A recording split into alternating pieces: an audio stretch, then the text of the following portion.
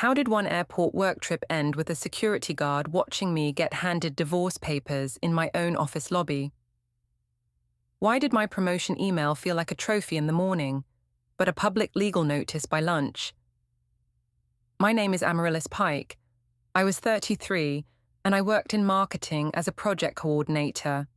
I had a normal desk, I had normal tasks, but I did not want a normal life anymore.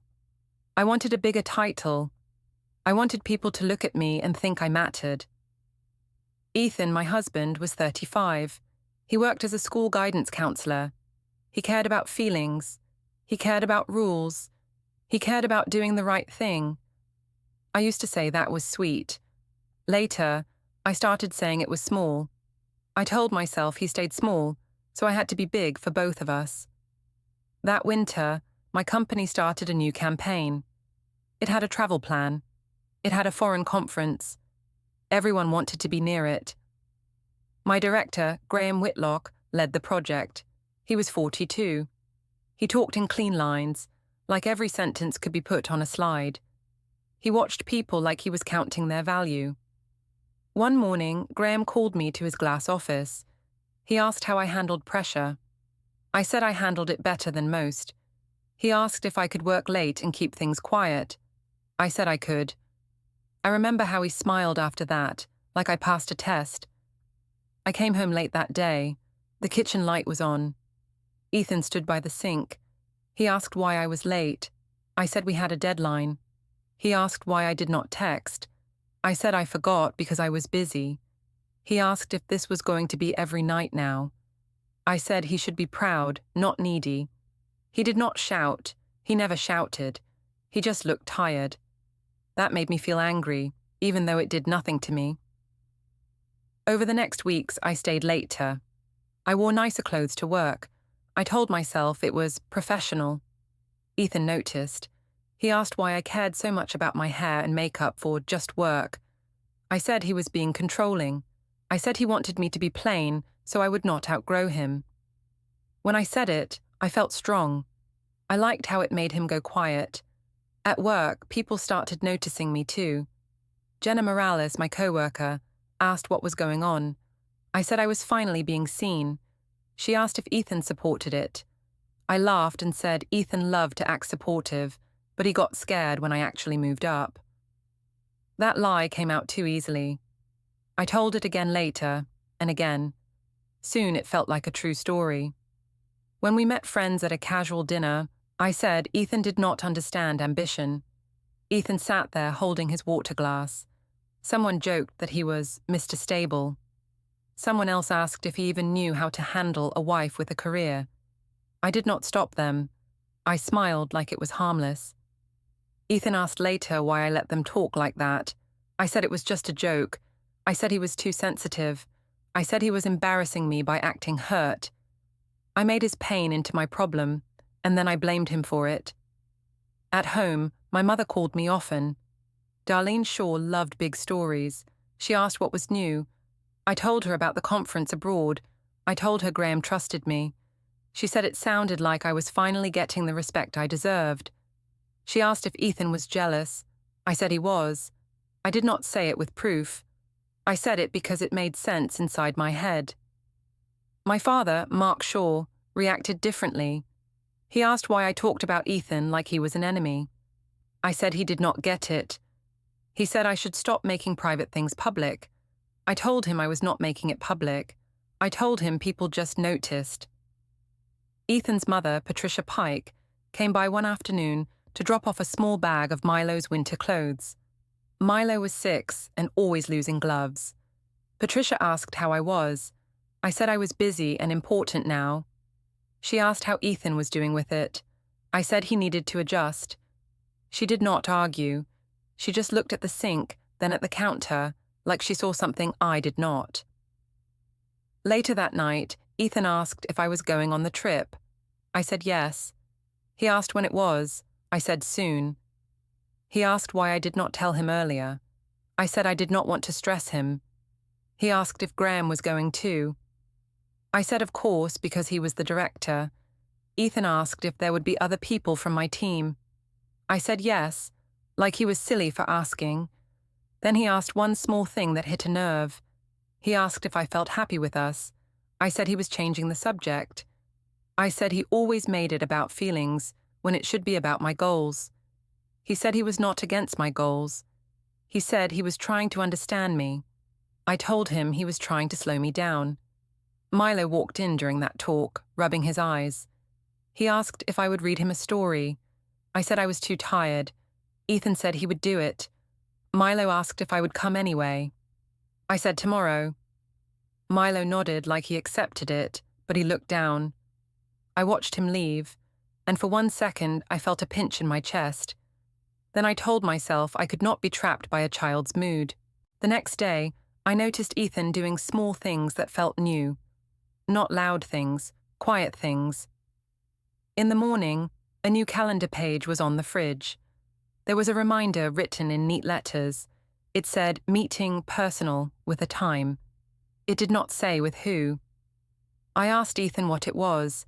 He said it was for something he needed to handle. I asked if it was about me.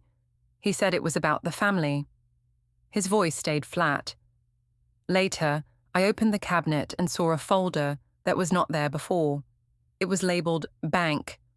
Under it was another labeled Utilities. I stared at them. Ethan walked in and saw me looking. He asked if I needed something. I said no. I closed the cabinet like it was nothing. That evening, I walked past the guest room and heard a soft click, like a drawer closing. Ethan came out a moment later. He did not look guilty. He looked calm. I asked what he was doing in there. He said he was organizing old papers.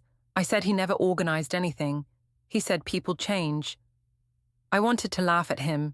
I wanted to say he was copying me, but his calm made me feel unsteady. At work, Graham leaned over my desk and pointed at my screen. He asked if I could handle an extra task. I said yes. He asked if I could keep things clean and simple on the trip. I said I understood.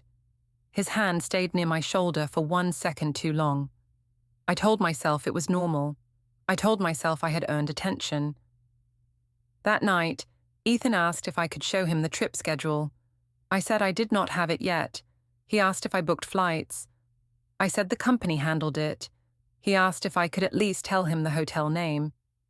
I said he did not need it. He asked why I was being defensive. I said he was interrogating me. He did not fight back. He just nodded once, like he was hearing me but not accepting it. I went to bed thinking I had won the argument. Still, I could not sleep. The house felt too quiet. Even the silence felt organized, like it had a plan. The week of the trip came fast. At work, Graham walked by my desk twice a day, like I was part of his plan. He asked if I had my passport. I said yes. He asked if I was ready to represent the team. I said I was more than ready. At home, Ethan tried to be calm. He asked what days I would be gone. I said Monday to Friday. He asked what time my flight left. I said early. He asked if Milo could say goodbye before school. I said I would be asleep because I needed rest. Ethan said Milo would be sad. I said Milo would be fine, and that Ethan was making it dramatic. On the morning I left, Ethan stood in the hallway with Milo. Milo held a small drawing. He said it was for me. I took it with one hand while I checked my phone with the other. Ethan asked if I could text when I landed. I said yes, like it was a small chore. At the airport, my co-workers were loud and excited. Jenna took pictures near the gate. She asked if I felt like a main character. I said I did. She asked if Ethan was okay with all this. I said Ethan liked to pretend he was supportive, but he got weird when I got attention. Jenna laughed and said men always did that. Graham arrived last. He wore a clean suit jacket even for travel. He asked if everyone had their boarding passes. People answered him like he was a captain. When he looked at me, he asked if I was ready for the next level. I said I had been ready for years. He said that was the right attitude. On the plane, I sat 2 rows behind him. I kept checking my email and making notes. I told myself I was focused. I told myself this was why I deserved more. Ethan texted me and asked if I was on the plane. I said yes. He asked if Milo could talk to me for a minute. I said I couldn't because the flight attendants were talking and it was loud. That was not true yet, but I wrote it anyway. When we landed, I felt a rush, like I could be a different person in a different country. The airport signs were in another language. People moved fast. My team followed Graham like a line behind him. He asked if I could help Jenna with the taxi app. I said yes, and I liked how he trusted me in front of others. At the hotel, there was a problem with rooms. The front desk worker looked confused. Graham spoke to her in a calm voice. He turned to me and asked if I could switch rooms for the team, because some clients were nearby and it mattered. I said I could. I did not ask why I needed to be the flexible one. I told myself it was proof I was important. Ethan texted again and asked for the hotel name. I sent it, but I did it late after I checked in. He asked why it took so long. I said the Wi-Fi was bad. He asked if everything was okay. I said yes and told him to stop worrying.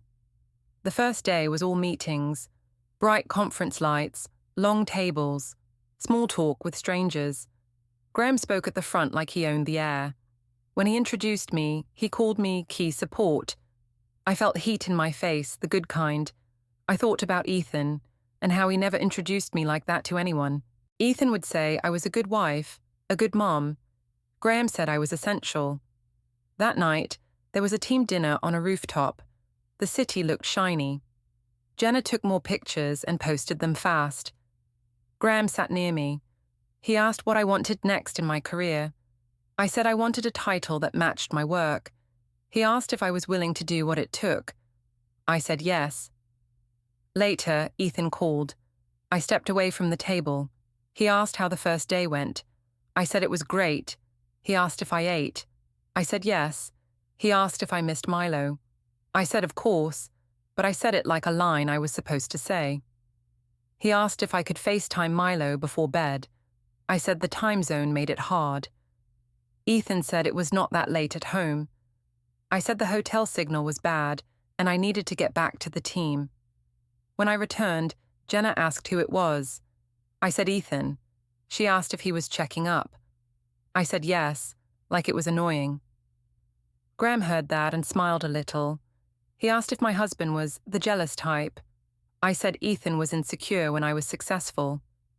I said it like I was warning Graham, but really, I was building a story where I was the brave one.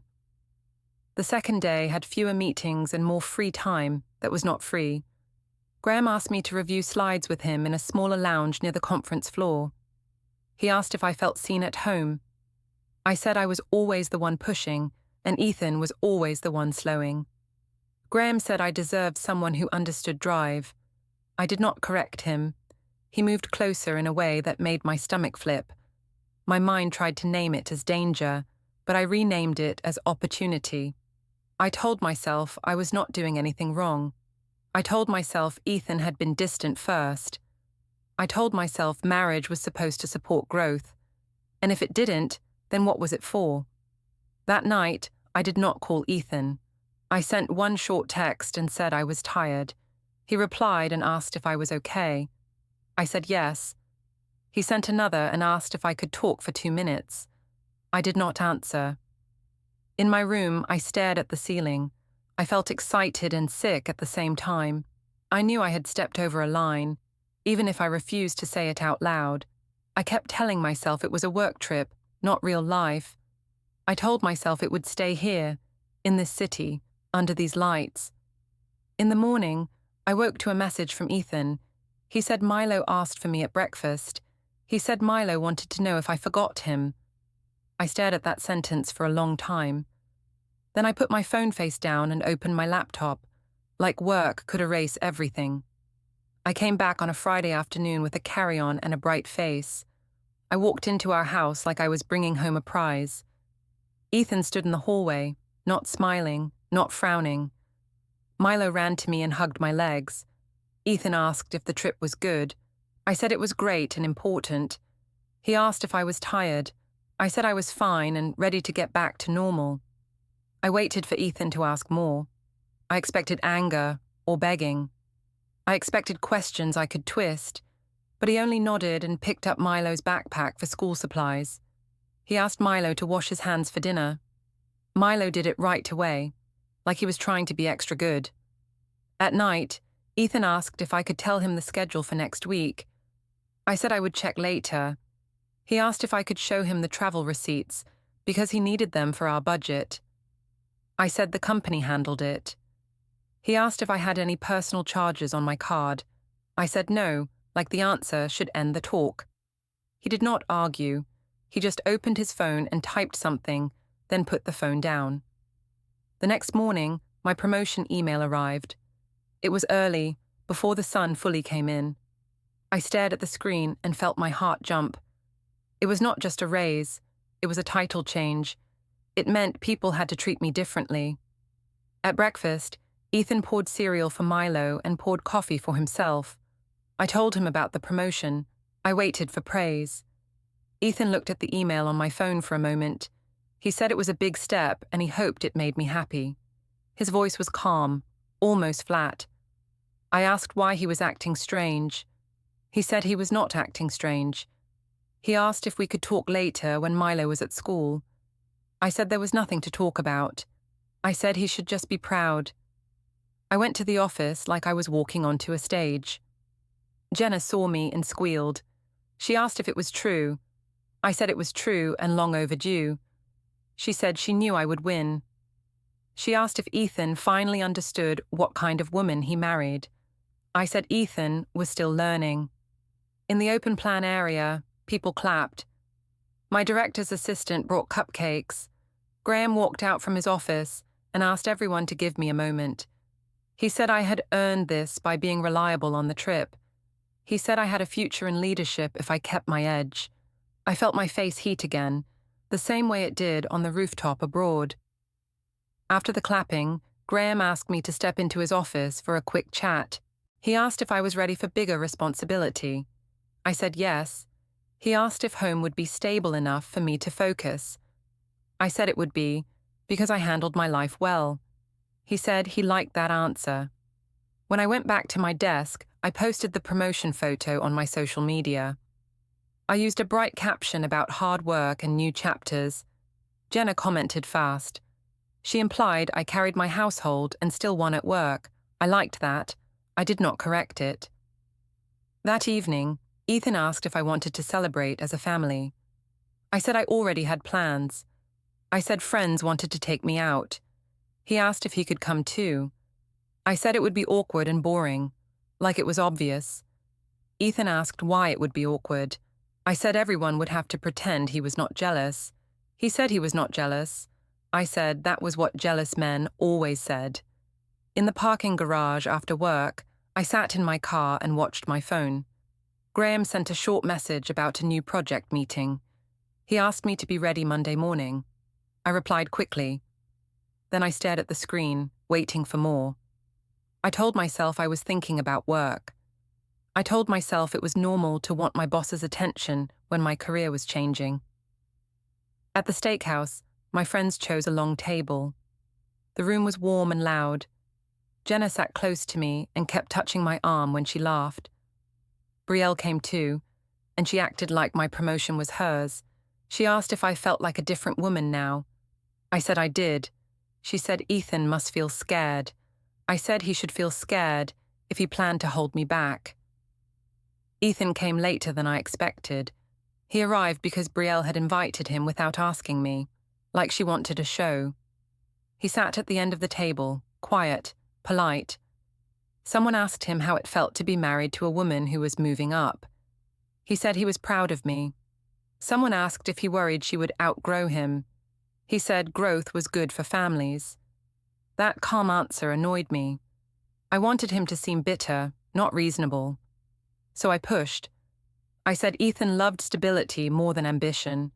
I said he acted supportive, but his questions made everything heavy. I said I felt like I had to shrink at home so he could feel big. People reacted with that sharp laughter that sounded like approval. Jenna added that some husbands only liked their wives when they stayed easy. Brielle said I had been patient for years. Ethan looked at his plate. He asked if I truly believed that was fair. I said yes. I said I was finally honest. He asked if I could stop talking about our marriage in front of other people. I said he was embarrassed because the truth was public now. I watched his face, waiting for anger. But he did not explode. He only took a slow breath. He asked if I was done. I said I was just getting started. He nodded once, like he was making a note inside his head. Then he stood up calmly, told everyone he hoped they enjoyed the evening, and walked out without slamming the door. The table went quiet for 2 seconds. Then the laughter came back, louder, like people wanted to cover the discomfort. Jenna said Ethan was doing a guilt act. Brielle said he was trying to punish me with silence. I agreed with them, because agreeing felt safer than thinking. When I got home late, the house smelled faintly like toner, like a printer had been running. Ethan was not in our bed. I saw the guest room door closed. I heard a soft sound inside, like a drawer sliding shut. I stood in the hallway with my shoes still on, and for the first time since the trip, I felt a cold kind of fear that did not care about my promotion. On Monday, the office felt different. People still smiled at me, but the smiles had questions inside them. My promotion made me visible, and visibility made every rumor louder. I walked in with my head high anyway. I told myself that confidence could cover anything. Graham asked me to come to the HR meeting room for a quick alignment. His message sounded normal, but my stomach tightened. I entered the small room with the plain table and the cheap chairs. Calvin Rhodes from HR was there. He had a calm face and a pen that moved in slow, careful lines. Calvin asked how I was adjusting to my new role. I said I was excited and focused. He asked how the trip went in a neutral voice. I said it was productive. Graham added that I performed well under pressure. Calvin nodded and asked if there were any concerns about professional boundaries on travel. He did not accuse me of anything. He asked like someone reading a checklist. I acted offended right away. I said I did not know why he was asking that. I said I felt singled out because I was a woman. Graham watched me closely, and I could not read his face. Calvin said he was not accusing. He said HR did standard follow-ups after international trips. He asked if I felt safe and respected at work. I said yes. Then I added that sometimes my husband made things hard at home, and it could stress me out. I said it on purpose. I wanted my home life to sound like a problem that explained anything. I wanted a shield. Calvin asked what I meant. I said Ethan asked too many questions. I said he worried when I worked late. I said he could be intense. I used that word because it sounded serious without being specific. Calvin wrote something down and said he hoped my home situation improved. Then he reminded us of company policies and said travel conduct still mattered. When I left the HR room, Jenna waited near my desk. She asked what that was about. I said HR was being annoying. I said it was because people could not handle a woman rising fast. Jenna said Ethan must be losing his mind. I said Ethan wanted me small, and now he had to face reality. Saying it out loud made me feel in control again. At lunch, Ethan texted and asked if we could talk after work. I asked what about. He said it was about schedules and Milo. I replied and said he was using our child as a reason to control me. He answered that he was not controlling me, and he only wanted clarity. That word, clarity, made me angry. I hated how calm he sounded. After work, I drove to the school pickup line because Ethan said he had a meeting. He never used to miss pickup. I told myself it was a sign he was slipping. I told myself I was right about him being weak. Milo came out holding his coat tight. He climbed into the back seat and asked where Dad was. I said Dad was busy. Milo asked if Dad was mad at me. I said no, and I tried to sound bright. Milo asked why Dad slept in the other room. I froze for a second and then said Dad was just tired. Milo said he heard a buzzing sound at night near the guest room. like a machine. I said it was probably Dad printing school papers. Milo accepted it, but he looked confused, like he was building a story he did not understand. When we got home, Ethan's car was in the driveway, pointed toward the street instead of tucked in like before. The trunk looked clean, like it had been emptied. I walked inside and saw 2 mugs on the counter, separated like they belonged to different people. I hated that small detail more than I should have. Ethan came out from the hall. He asked how pickup went. I said Milo was fine. Ethan asked if I had a minute to talk. I said I was tired. He said it would be quick. Milo went to his room, and the house turned quiet in a heavy way. Ethan asked if I could agree to a weekly schedule for Milo, because my hours were changing. I laughed and asked why we needed a schedule, like we were divorced. Ethan said he wanted stability for Milo. I said he was being dramatic. Ethan asked if I could stop posting about our marriage online. I asked why. He said it was harming our family. I said he was trying to silence me because the truth made him look bad. He did not react. He only asked if I planned to keep working late this week. I said yes. He asked if I could share my calendar so he could plan school pickups. I said no, because he would use it to track me. Ethan said he did not want to track me. He said he just wanted to know when Milo needed care. His calm made me feel like I was losing without a fight, so I changed the subject to money. I asked why my card declined at the grocery store last weekend. Ethan said it was because a limit changed. I demanded to know what he meant. He said we were separating some accounts to keep bills clear. I said he had no right. He said he did it lawfully and responsibly. He said the bills would still be paid.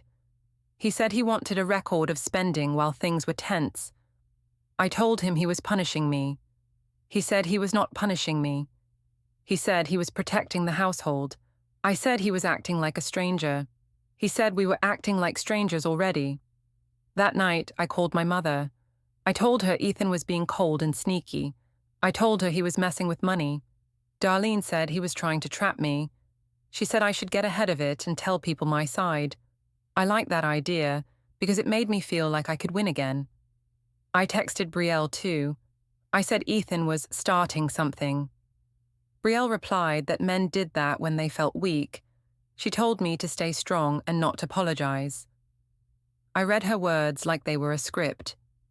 The next day, I went to the bank on my lunch break. I wanted answers fast. The lobby smelled like carpet and clean paper. I spoke to a teller about my card and asked why things changed. The teller asked for my ID and looked at the screen. She said there was a new account structure and some limits. She said it was within policy for joint accounts, and the notes showed it was requested properly. Properly. That word followed me out of the bank like a shadow. When I got home, Ethan was in the kitchen with a laptop open, but he closed it as soon as I stepped in. I saw a spreadsheet for 1 second, rows and columns like a silent argument. I asked what he was doing.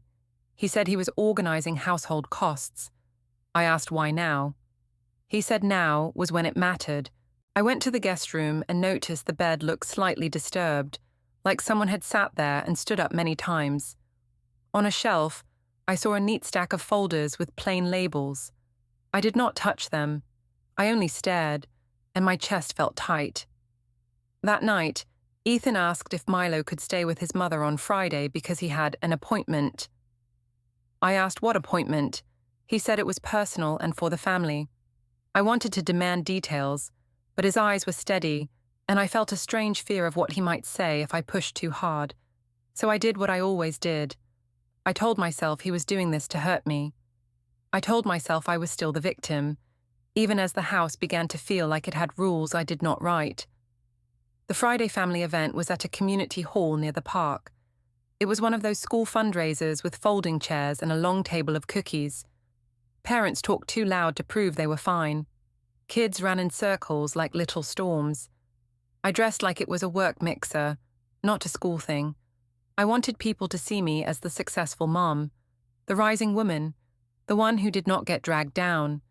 Ethan came too, but he arrived separate. He walked in with Milo's jacket over his arm and a calm face that made him look older. He greeted people politely. He did not hold my hand. He did not glare. That bothered me more than anger. Jenna was there with her cousin, and she waved me over. She asked how married life was going after my promotion. I laughed and said Ethan was acting strange because he could not handle my new level. Jenna asked if he was still sleeping in the guest room. I said yes and called it his silent treatment. I wanted that label to stick. Ethan heard part of it. He asked quietly if I could stop talking about our bedroom in public. I said I was not talking about the bedroom. I said I was talking about his behavior. He asked why my stories always needed an audience. I said he was embarrassed because people could finally see the truth. At the cookie table, my mother, Darlene, held court like she owned the hall. She told other women that I was a career woman now, and Ethan needed to adjust. She joked that some men got threatened by a wife who traveled and got promoted. People nodded and smiled. Some looked uncomfortable, but no one challenged her. I let her do it because it helped my story. My father, Mark, stood off to the side with his hands in his pockets. He watched me talk like I was a stranger. When I walked over, he asked if I was happy. I said I was proud. He asked if proud was the same thing. I said he was overthinking it. He told me in a low voice that I was pushing too hard. He said the whole room could feel the tension. I said he was blaming me for Ethan's weakness. Mark said Ethan did not look weak. He said Ethan looked like someone who was done arguing. That irritated me. I wanted Ethan to look like the problem. Milo ran up and tugged my sleeve. He asked if we could go home soon. I asked why. He said Dad was quiet and it made him nervous. I told Milo Dad was just tired. Milo asked if I was going on another trip. I said maybe because my job mattered. Milo frowned and asked if he did something wrong. I said no, and my voice got sharp without meaning to. Milo stepped back like he learned a rule. Ethan walked over and crouched to Milo's level. He asked Milo if he wanted to sit by the wall and drink water. Milo nodded. Ethan led him away gently. I watched, and I hated how calm Ethan looked, like he knew what he was doing. On the drive home, I started an argument on purpose. I asked Ethan why he made Milo anxious with his cold act. Ethan asked what I wanted him to do. I said I wanted him to talk, to fight, to admit he was wrong. Ethan said he did not want to fight in front of Milo. I said that was just an excuse to punish me quietly. Ethan said he was not punishing me. He said he was trying to keep the house stable. I laughed and asked who made him the manager of stability. Ethan said someone had to think about Milo first. I said I thought about Milo too. Ethan asked why Milo kept asking if he was the reason I traveled. I said Milo was sensitive and Ethan was feeding him fear. Ethan said Milo heard more than I thought. When we pulled into the driveway, Ethan parked the car the same way he had been parking lately, pointed toward the street. It looked ready to leave. That detail hit me like an insult. I asked why he parked like that.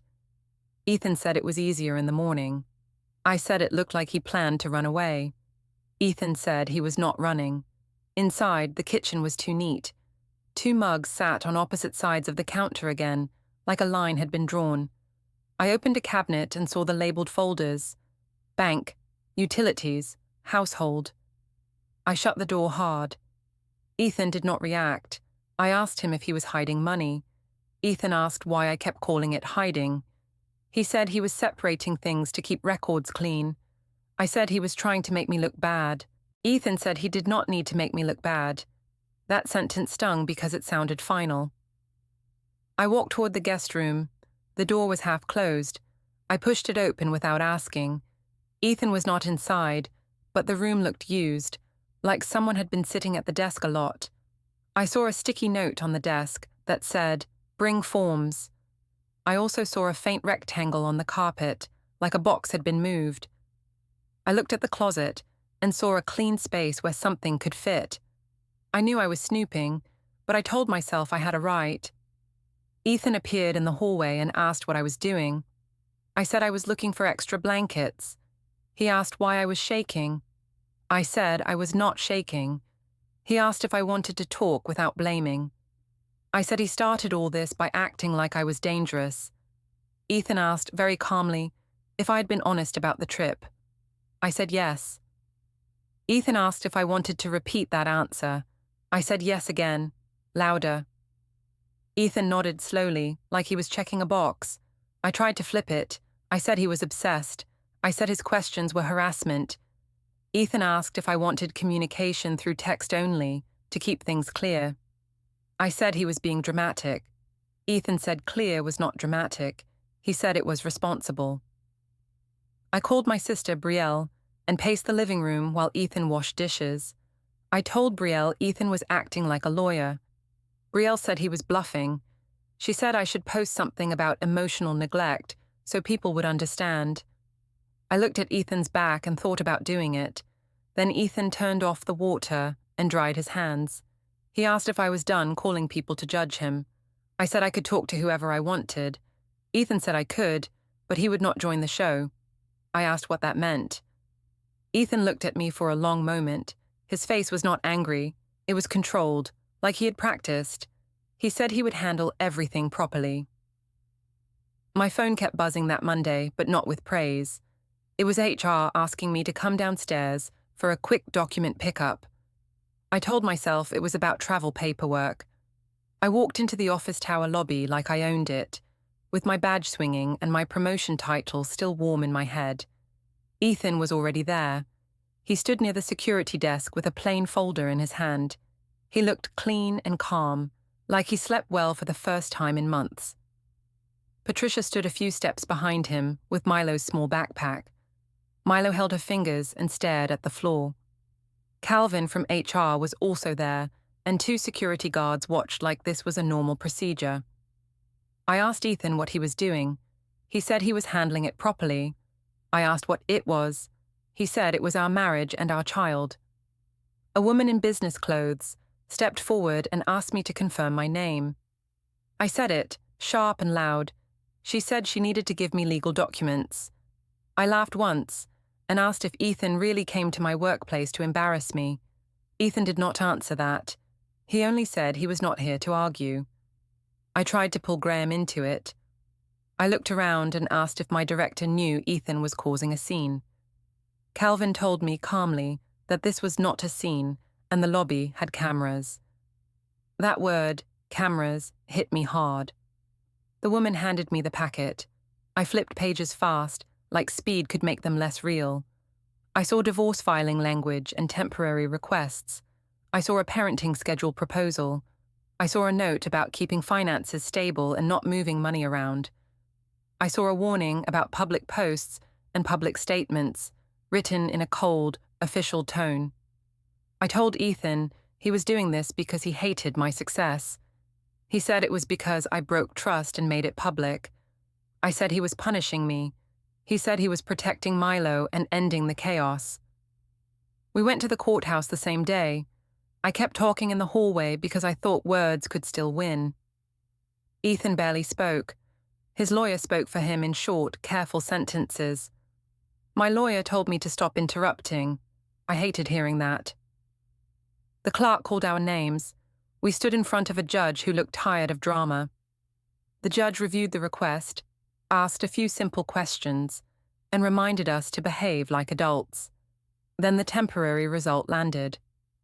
The judge set a structured custody schedule that started immediately, restricted major spending from joint accounts, and warned me directly about online shaming and public attacks. Ethan did not smile. He just turned toward Milo's backpack, like that was the only thing that mattered.